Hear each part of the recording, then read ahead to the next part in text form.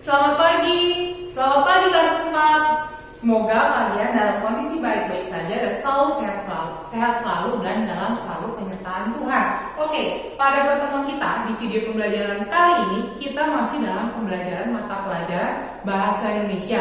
Tetapi kita sudah membahas hal yang baru, tema yang baru, yaitu teks fiksi. Nah, pada teks fiksi ini tentunya kalian sebelumnya sudah mengenal dua jenis teks, yaitu teks fiksi dan teks non-fiksi. Nah, kali ini kita akan membahas secara khusus mengenai teks fiksi. Nah, dalam teks fiksi ini yang Miss akan bahas adalah mengenai tokoh dan penokohan. Tetapi sebelum kita memulai pembelajaran kita, ada baiknya kita mengambil buku tematik kita dulu. Oke, ada kabar gembiranya. Kabar gembiranya kita sudah menggunakan buku tematik yang baru, yaitu buku tematik ke-8, buku 4H. Sudah ketemu bukunya? Oke, kalau sudah ketemu, sekarang kita buka halaman 32. Sudah dibuka halaman 32? Oke, kalau sudah ketemu halaman 32, disitulah kita materi pembahasan kita hari ini. Nah, tanpa panjang-panjang lagi, mari kita mulai video pembelajaran kita pada pagi hari ini. Oke, sebelumnya, Miss ingin bertanya, apakah kalian masih mengingat pengertian dari teks fiksi? Oke, kalau kalian sudah mulai tidak mengingatnya lagi, Miss akan mengingatkannya kembali. Jadi, teks fiksi atau cerita fiksi merupakan cerita rekaan yang hanya berdasarkan pikiran atau khayalan dari penulisnya. Ayo, di-memorize, diingat-ingat. Oke, kita ulang sekali lagi ya. Teks fiksi atau cerita fiksi merupakan cerita rekaan yang hanya berdasarkan khayalan atau pikiran dari penulisnya saja. Oke, kalau sudah kalian hafal, sudah ingat, sudah mengerti, kita lanjut lagi. Nah, dan salah satu unsur penting dalam teks fiksi yaitu adalah mengenai tokoh. Nah, di sini Miss ingin menjelaskan bahwa tokoh dan penokohan merupakan dua hal yang berbeda. Sekali lagi, dua hal yang berbeda karena tokoh merupakan pelaku atau individu yang pada dalam ceritanya merupakan karangan yang fiksi, dan bisa dikatakan tokoh atau pelaku itu merupakan pelaku dari cerita, sedangkan penokohan merupakan karakter dari tokoh tersebut. Nah, beda kan? Kalau tokoh itu individunya, sedangkan penokohan merupakan karakter. Nah, selanjutnya Miss akan menjelaskan mengenai tokoh. Tokoh dalam cerita fiksi dibagi menjadi dua. Yang pertama, tokoh utama, dan yang kedua, tokoh tambahan.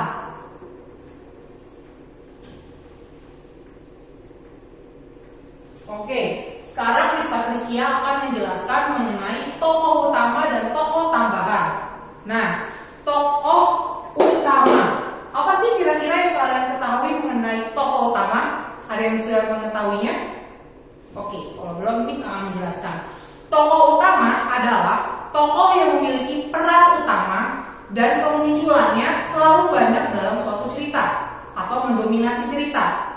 Itu tokoh utama ya, Miss ulang lagi. Tokoh utama adalah tokoh yang memiliki peran utama dan kemunculannya mendominasi cerita. Sedangkan tokoh tambahan adalah tokoh yang berperan sebagai pembantu atau sebagai peran pembantu dalam sebuah cerita. Dan tokoh tambahan ini muncul karena ada kepentingan dengan tokoh utama.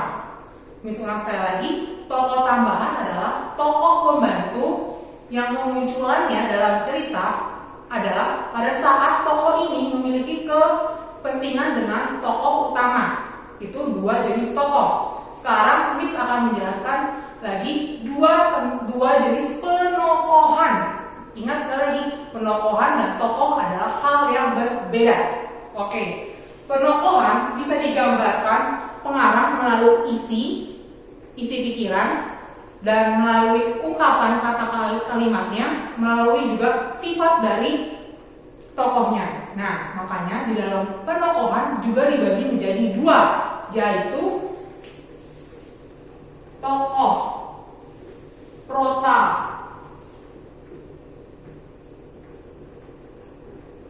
protagonis, dan yang kedua adalah tokoh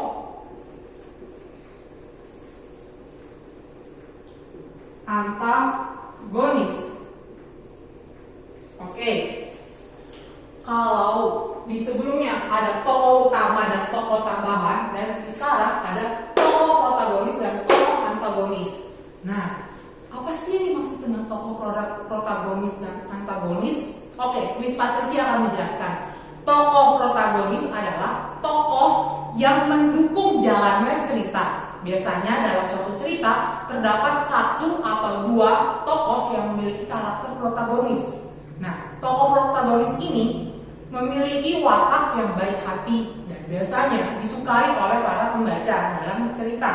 Sedangkan tokoh protagonis adalah tokoh yang menentang jalannya cerita.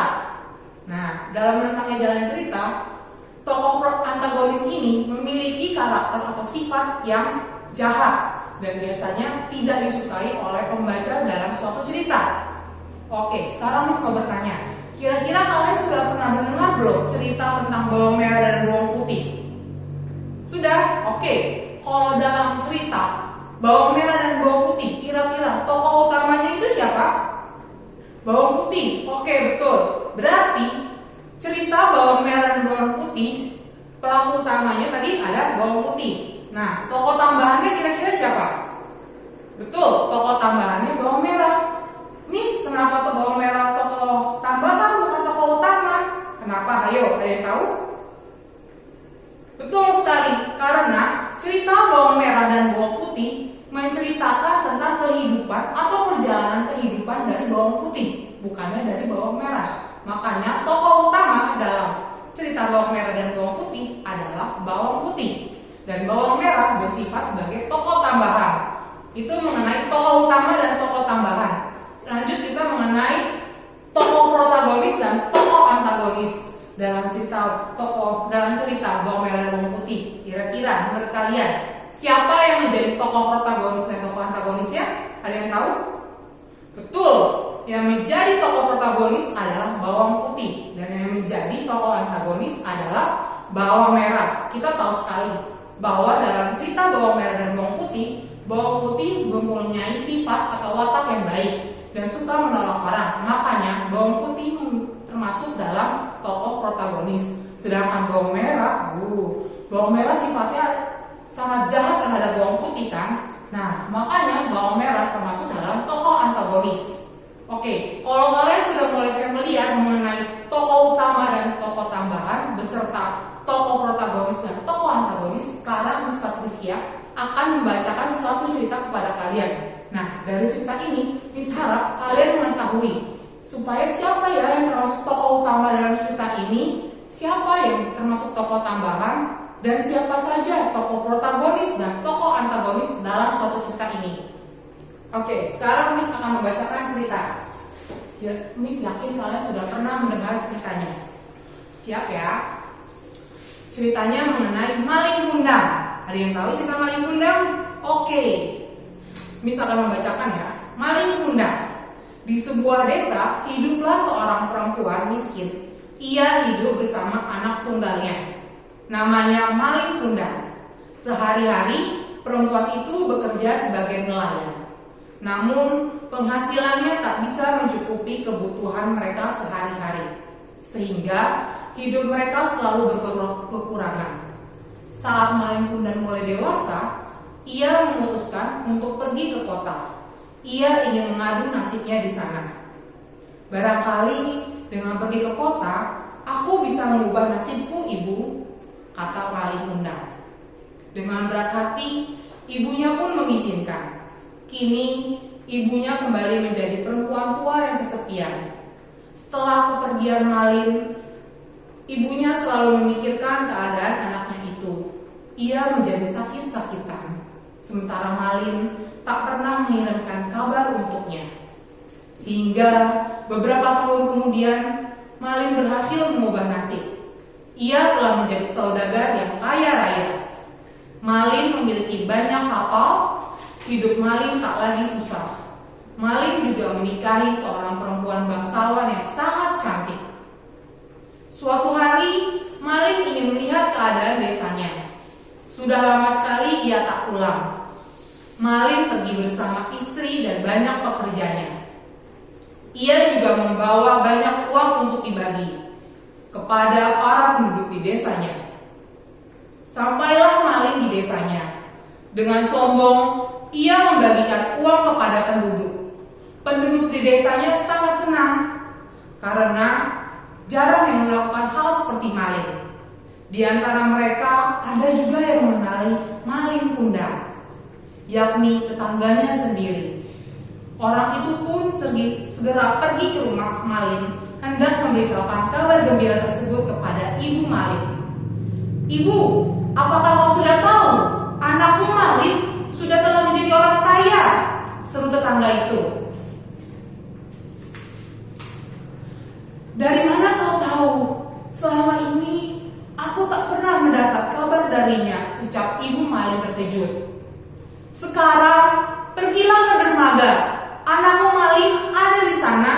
Dia terlihat sangat tampan dan istrinya juga sangat rupawan," ucap tetangganya. Ibu Malin tak percaya. Matanya berkaca-kaca. Sungguh, ia merindukan anaknya selama beberapa tahun ini. Maka ia pun segera berlari menuju dermaga. Dan benar saja, di sana terlihat Malin dengan istrinya yang sangat rupawan. "Malin, kau pulang nak," seru ibunya.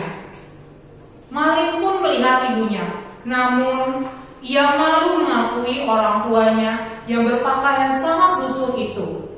Bagaimana ia akan menjelaskan kepada istrinya tentang semua ini? "Kau bilang ibumu sudah meninggal. Apa benar orang tua ini adalah ibumu?" tanya istri Malin bingung. "Dia bukan ibuku. Dia pengemis yang mengaku-ngaku sebagai ibuku," seru Malin. Sungguh sakit hati ibunya mendengar kata Malin. Ibunya lalu pun berdoa dan mengutuk Malin. "Hatimu sungguh keras batu Malin, maka kau akan kukutuk menjadi batu. Kau anak yang durhaka," ucap ibunya. Malin ketakutan. Ia memohon ampun kepada ibunya. Namun, ibunya sudah sangat sakit hati. Seketika hujan pun turun sangat lebat dan petir menyambar. Saat itu pula Malin berubah menjadi batu. Nah, gimana dari cerita yang Miss Patricia ceritakan? Menurut kalian, siapa yang menjadi tokoh utama, tokoh tambahan, dan siapa yang menjadi tokoh protagonis dan tokoh antagonis? Oke, dari cerita ini kita bahas satu-satu dulu ya. Yang menjadi tokoh utama dari cerita Malin Kundang siapa? Kita bahas ya, tokoh utamanya dari cerita Malin Kundang.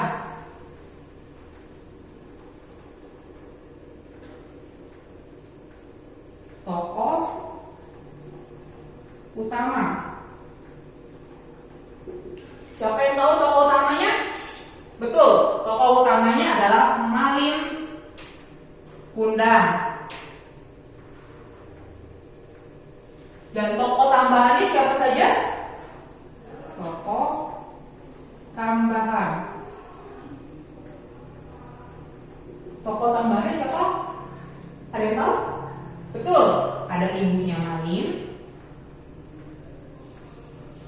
istrinya Malin,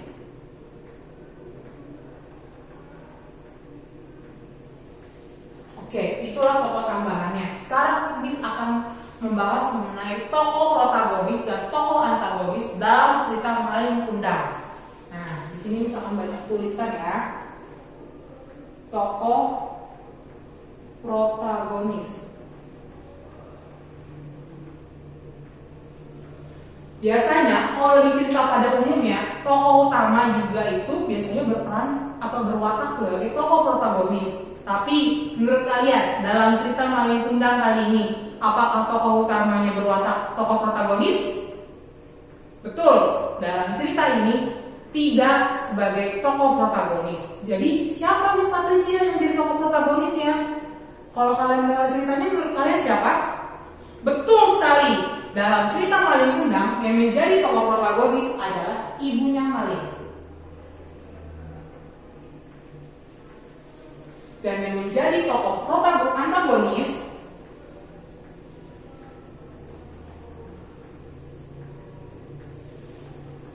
adalah Malin Kundang sendiri.